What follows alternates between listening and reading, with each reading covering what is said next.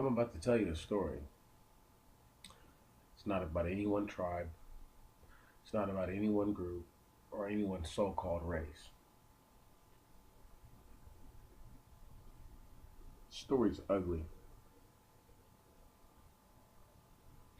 It involves a lot of unflattering gestures and certain actions that would be seen as vulgarities. Some of what I will levy against of these groups will be seen as offensive. That is fine. What is more important than all of that is the fact that these groups say these things about themselves. So before you get carried away with what you were going to say about me or attempt to say to me, you should be aware that these people, what these articles I'm reading, are things that these people will readily agree to about themselves. Now, story in the Middle Earth. Let's talk about the half cat, half man people, things, hybrids. Let's talk about the half lion, half angel hybrids. And then let's talk about the hybrids between those two hybrids. So, the first of the mentioned, half man, half lion.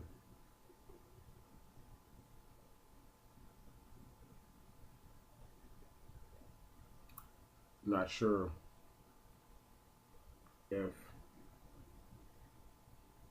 the genetic code for men and animals was broken through a more scientific means by just splicing actual pure genetics by very intelligent species and beings, or if it was done through a more practical means of copulation.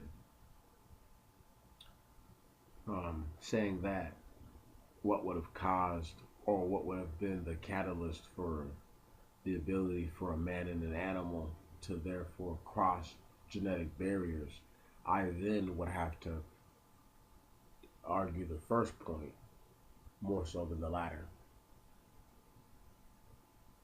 However, their human and animal tendencies make them very mortal like. But they are more than a man, they are less than a lion,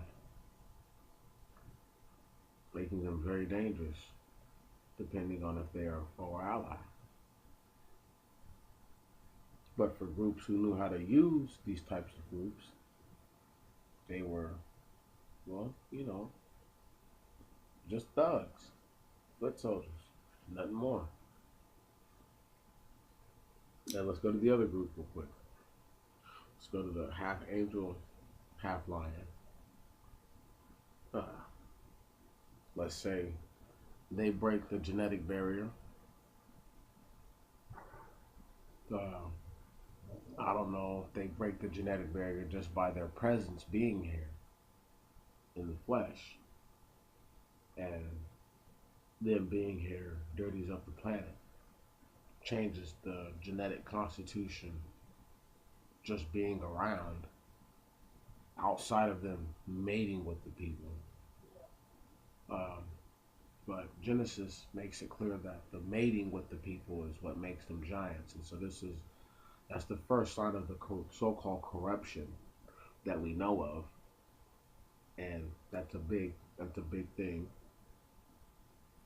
So because we have to go with that, we have to keep in our minds that these things are are half normal life of Earth and then half something that is not from here.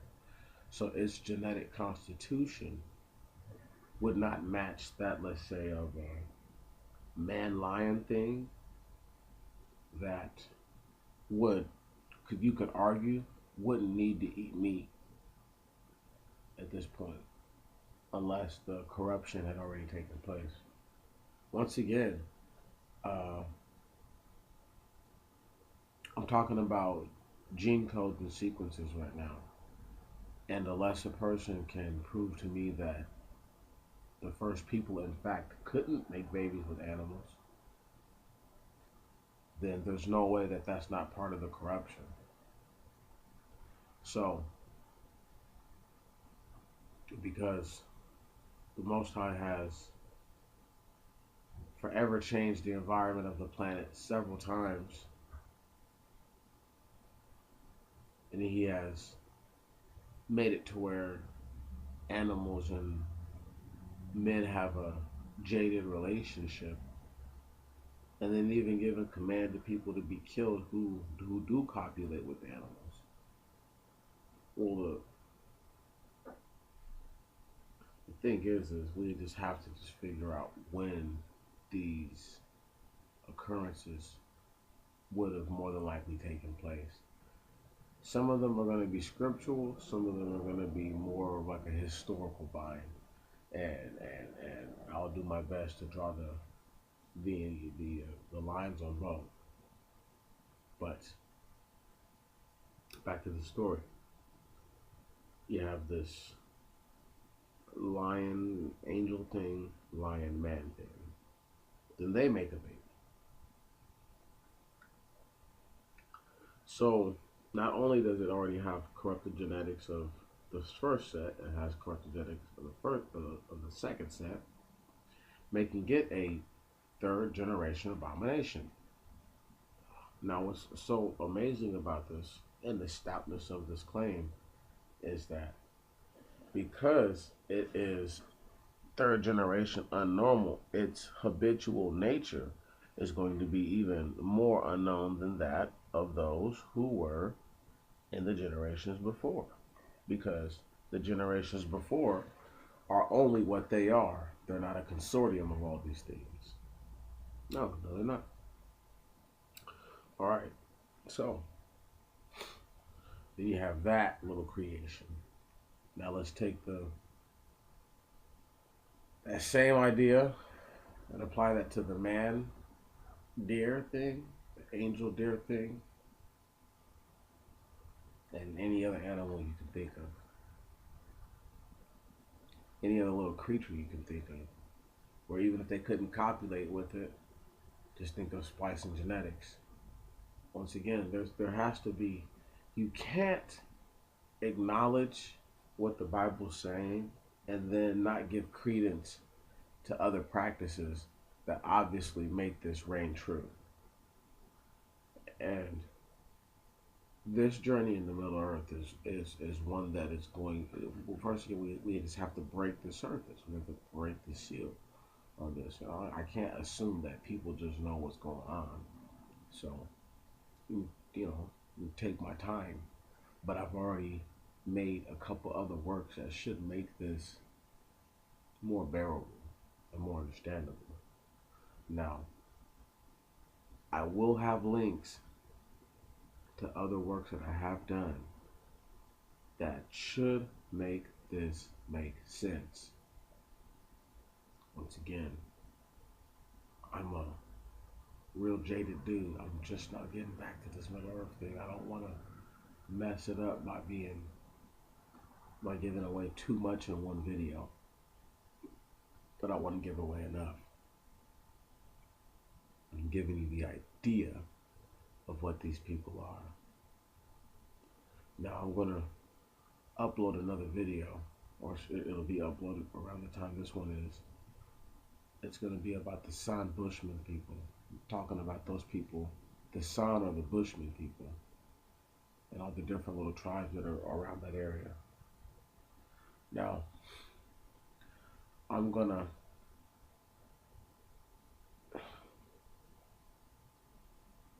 read to you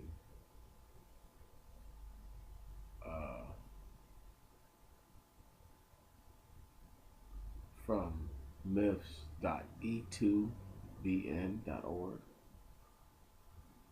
I'm going to read to you what they believe.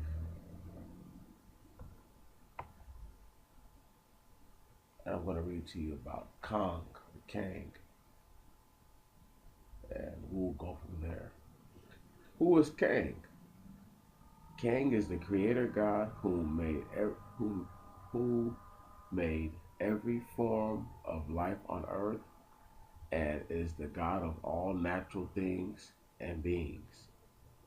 For a while, he lived with his creations before taking himself to his realm in the sky with the secret of immortality. However, through his descendants and his messengers, his wisdom can still be accessed by those who know how to look.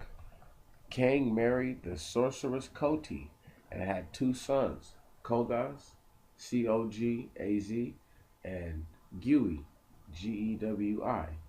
There are many myths and stories about Kang, including where he defeats death. In one of the myths, he is eaten by an ogre and then vomited back up alive.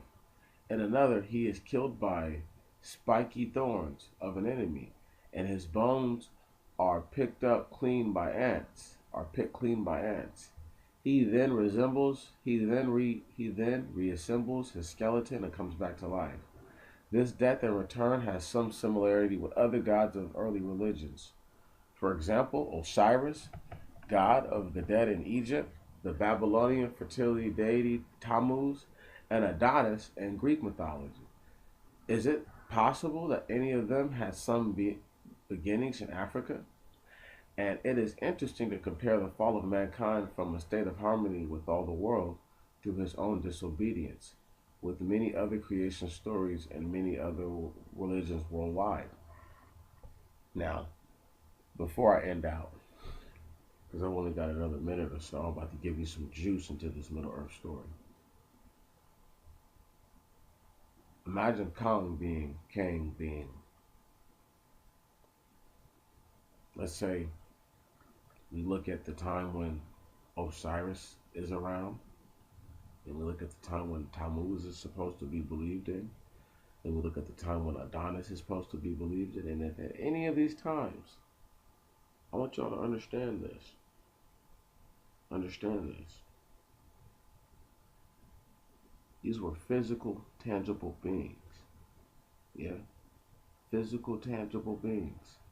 Yeah? And said that this dude Kang married a sorceress. Now you know this is not the Most High. Please, can you dig it? But this is their belief.